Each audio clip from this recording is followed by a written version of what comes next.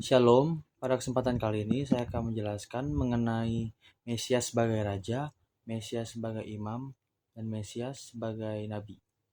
Yang pertama, Mesias sebagai Raja. Dalam perjanjian lama, Mesias berasal dari keturunan Daud atau anak Daud. Nah, Mesias adalah keturunan Daud, namun pada saat yang sama, Daud menyebutnya Tuan Daud, berarti dia adalah Raja di atas Daud, Raja di atas Raja. Demikian dalam nubuatnya Yesaya dikatakan, sebab seorang anak telah lahir untuk kita, seorang putra telah diberikan untuk kita, lambang pemerintahan ada di atas bahunya, dan namanya disebutkan orang, penasihat ajaib, Allah yang perkasa, Bapa yang kekal, Raja damai. Dalam pemahaman ini, Mesias selalu dinanti-nantikan oleh orang Yahudi dan orang Israel, bahkan telah mempengaruhi wawasan para ilmuwan dunia, bahwa akan lahir seorang pemimpin besar bagi Yehuda dan Israel yang akan memerintah dengan keadilan dan akan melakukan bangsa-bangsa dalam kuasanya yang membawa damai bagi seluruh dunia. Itulah sebabnya ketika para Majus melihat bintangnya di timur, mereka yakin raja itu telah lahir, lalu pergi ke Yerusalem mencari dan bertanya, di manakah dia raja orang Yahudi yang baru dilahirkan itu? Kami telah melihat bintangnya di timur dan kami akan datang untuk menyembah dia.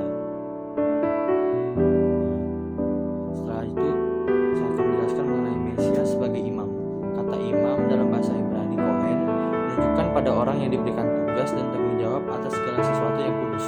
Itulah sebabnya para imam harus mengalami pengurapan atau pengudusan melalui upacara khusus untuk penghabisannya agar menjadi imam kudus bagi Tuhan, perantara Tuhan dan umatnya.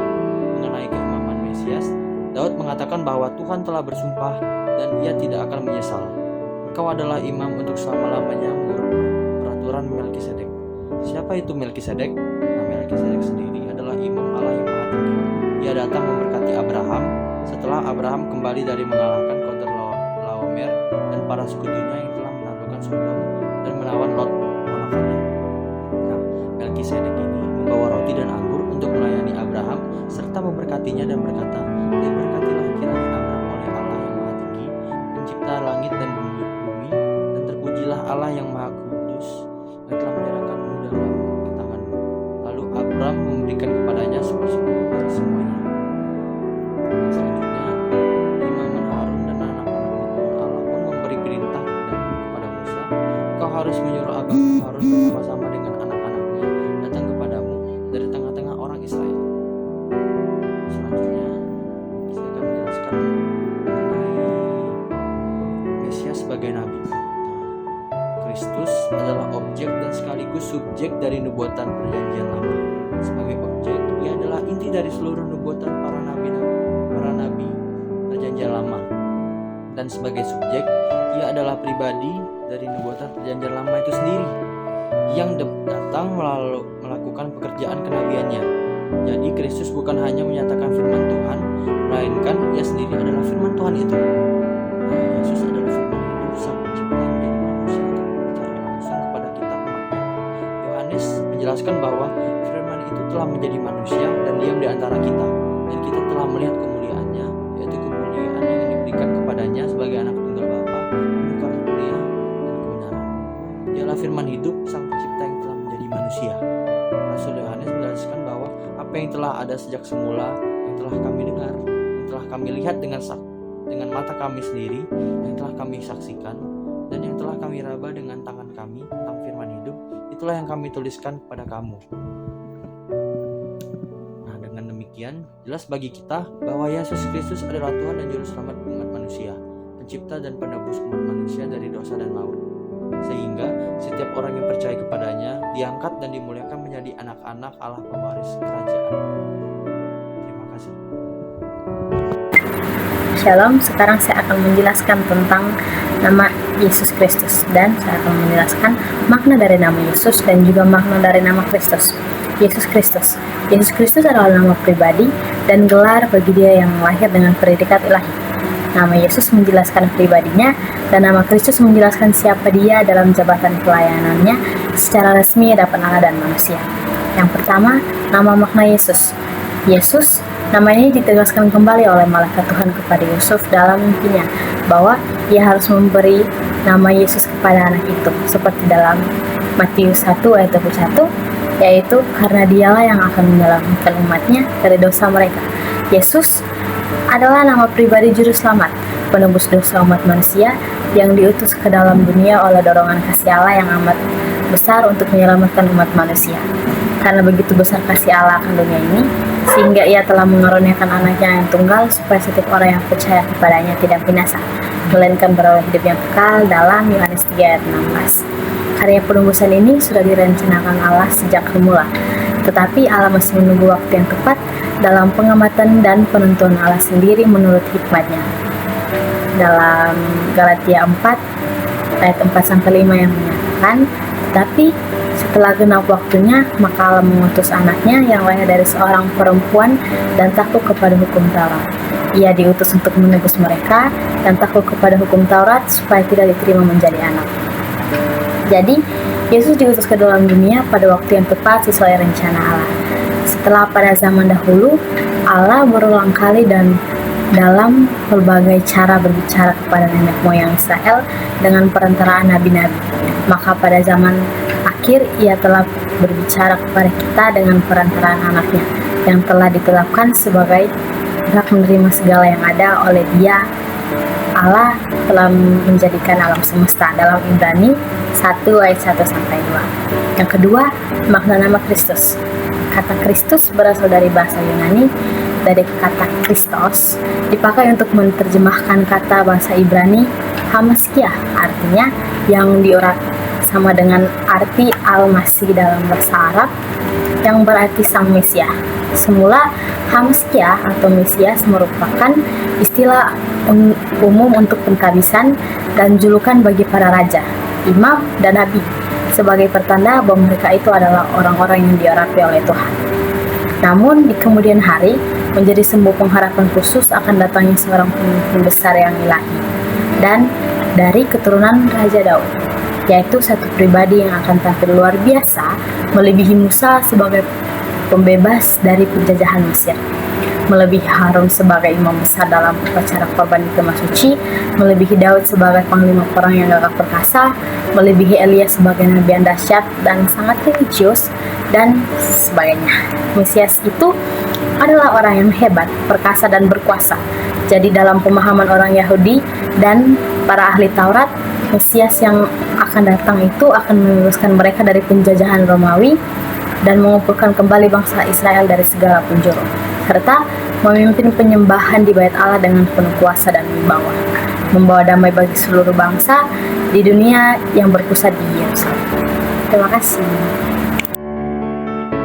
Halo, perkenalkan nama saya Fujianto. Di pertemuan mata kuliah agama Kristen ini, saya akan membawakan cerita yang mencakup natur Yesus, nama Yesus, dan keilahian Yesus. Di sebuah desa kecil yang terpencil di tepi bukit, hiduplah seorang tukang kayu bernama Yohanes. Yohanes adalah pria yang sederhana dan tekun dalam pekerjaannya. Namun dia memiliki hati yang penuh kasih terhadap sesama. Setiap hari, Yohanes bekerja keras membuat mebel untuk memenuhi kebutuhan hidupnya dan membantu tetangganya yang membutuhkan. Suatu hari, desa itu dikunjungi oleh seorang pendeta muda yang membawa pesan cinta dan pengampunan. Pendeta itu bernama Yesus. Ketika Yesus berbicara kepada penduduk desa tentang kasih Allah dan rencana penyelamatannya, banyak yang tergerak oleh kata-katanya dan yang penuh makna. Yohanes tertarik dengan ajaran dan kebaikan hati Yesus, memutuskan untuk mendekatinya. "Wahai pendeta yang luar biasa, siapakah Anda sebenarnya?" tanya Yohanes dengan penuh rasa ingin tahu. Yesus tersenyum lembut. "Aku adalah anak manusia yang datang membawa keselamatan kepada dunia dan menggenapi rencana kasih Allah." Yohanes terkejut. Bagaimana mungkin seorang manusia memiliki kekuatan seperti ini? Yesus menjawab, "Ya, aku adalah manusia sejati, lahir dari seorang perempuan, tetapi juga aku adalah anak Allah yang telah diutus untuk melakukan kehendak Bapa." Yohanes merenung sejenak, tentang jawaban Yesus. Dia menyadari bahwa Yesus tidak hanya manusia biasa, tetapi juga memiliki keilahian yang tak terbatas. Namun pada saat yang sama, kemanusiaan Yesus terasa begitu nyata saat dia berbicara dengan lembut kepada mereka yang menderita dan memberikan penghiburan kepada yang sedih.